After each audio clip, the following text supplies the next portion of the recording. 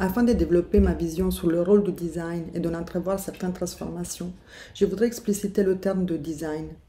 Parmi les multiples définitions qui tentent d'en délimiter les contours, celle qui me correspond le plus en tant que designer enseignant est celle qui s'inspire de la réflexion de l'anthropologie sur la technique, selon laquelle le design peut s'apparenter à un acte de conscience intentionnelle et d'intelligence technique et esthétique, centré sur la volonté humaine de modifier son propre habitat, son environnement, parfois à son avantage, mais pas toujours.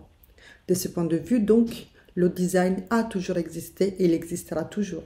Concrètement, il concerne la fabrication d'outils, comme par exemple la réalisation d'un biface par un designer primitif ou la fabrication d'un agent conversationnel par un designer contemporain. Si en revanche, on parle de design dans son application industrielle, on se réfère directement à un design de la sérialité, issu d'un système de production de masse standardisé qui débute bien récemment dans l'histoire de l'humanité. Dans cette application, le design est un élément moteur d'un modèle économique productiviste, allié à une idée de croissance infinie, soutenue par une industrie de masse mondialisée. Et il est donc indéniablement complice de la crise environnementale et de ses conséquences sociopolitiques. Ces méfaits étaient déjà annoncés par le contre-design des radicaux italiens qui rejetaient le rôle mercantile et commercial d'un design qui en trahissait son idéal social. Or, cette distinction entre une définition anthropologique du design et son application industrielle montre que le design a une vocation humaniste qui dépasse l'idée de production-consommation. Au contraire, il représente une habilité de transformation qui est indissociable de son environnement à la fois matériel et social. Je dirais donc que le design a aujourd'hui, plus que jamais, un rôle de responsabilité éthique et critique dans la construction du monde à venir. Par ailleurs, nous observons qu'une partie de la communauté du design aujourd'hui est consciente de la nécessité d'un changement de paradigme. Cette conscience motive les designers à s'autonomiser d'un modèle rigide d'une industrie qui obéit plutôt au dictat du marketing, qui a besoin des humains. Un exemple récent, nous l'avons constaté dans la réactivité des designers face à la crise pandémique. La production autonome d'objets comme les visières ou d'autres dispositifs de distinction sociale a mis en lumière plusieurs éléments. D'une part, a montré la myopie d'une industrie vers un marché porteur comme celui de la santé et du social. Et de l'autre, a montré une indépendance des designers par rapport à un système industriel et politique qui se révèle être obsolète. Si le rôle du design contemporain a été lié principalement à l'industrie, à présent, il devient de plus en plus indépendant et à sa manière le transforme. Lorsqu'on observe en effet l'industrie à travers le prisme de la crise pandémique, qui bientôt sera celui de la crise climatique et des ressources, elle se révèle étonnamment impréparée. Au contraire, la méthode et les outils du design ont montré leur adaptabilité au changement. Ils ont ouvert à de nouveaux chantiers qui dépassent les processus traditionnels.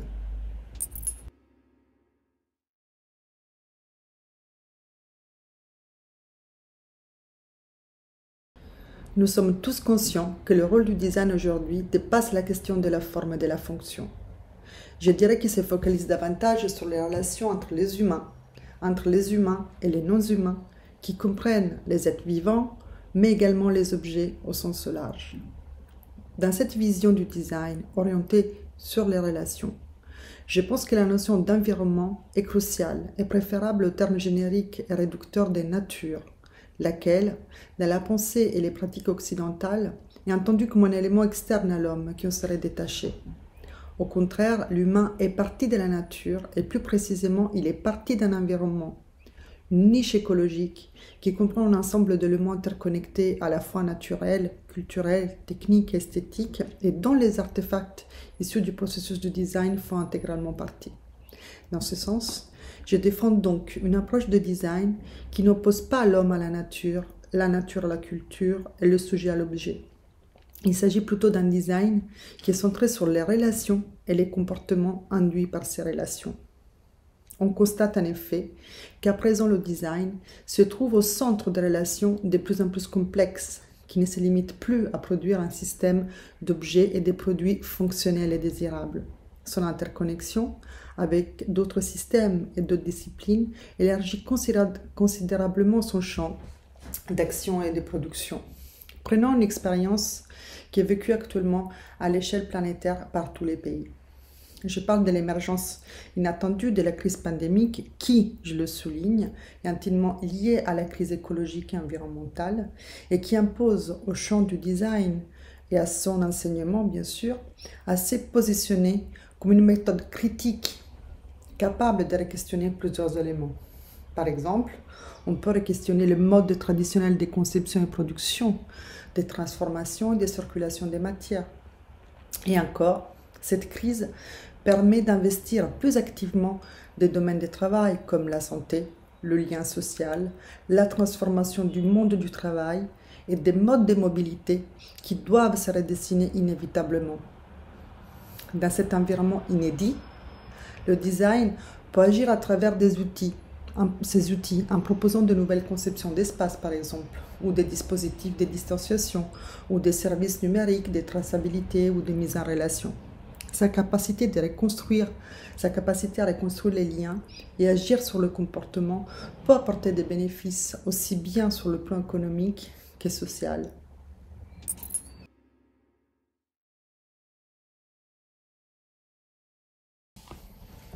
Il importe de préciser qu'historiquement, la mission sociale et politique du design moderne était déjà présente dans l'idéal du mouvement école du Bauhaus. Aujourd'hui, un siècle après, il me semble que sa mission sociale se présente plus que jamais comme une opportunité afin de répondre à des enjeux sociétaux majeurs. Prenons deux exemples significatifs à ce sujet. Partons encore une fois de la crise sanitaire actuelle. Un des enseignements essentiels qui en découle est le fait que le système de notre économie libérale et mondialisée est extrêmement fragile. Par conséquent, le système du design l'est aussi. À cause de cette crise, si l'économie et la société vont devoir se réorienter, le design devra également réorienter ses champs d'application. Et grâce à sa capacité d'adaptation, il pourra aussi être acteur de ces réorientations. L'autre exemple concerne les inégalités. Si le système du design participe à la construction du monde, il construit également les inégalités sociales et économiques.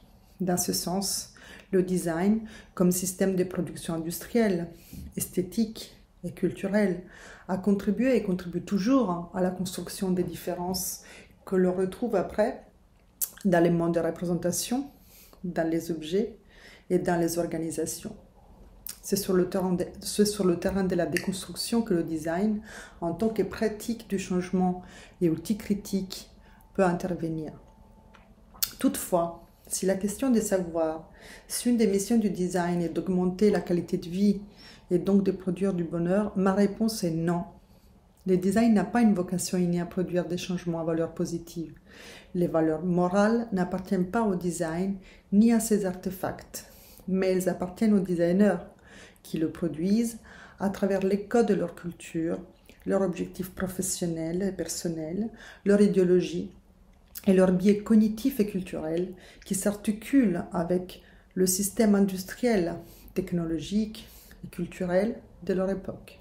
Certes, d'un point de vue fonctionnaliste ou esthétique, on peut définir les principes qui font le bon design, mais d'un point de vue éthique, ces principes ne garantissent aucune production moralement positive ni socialement utile.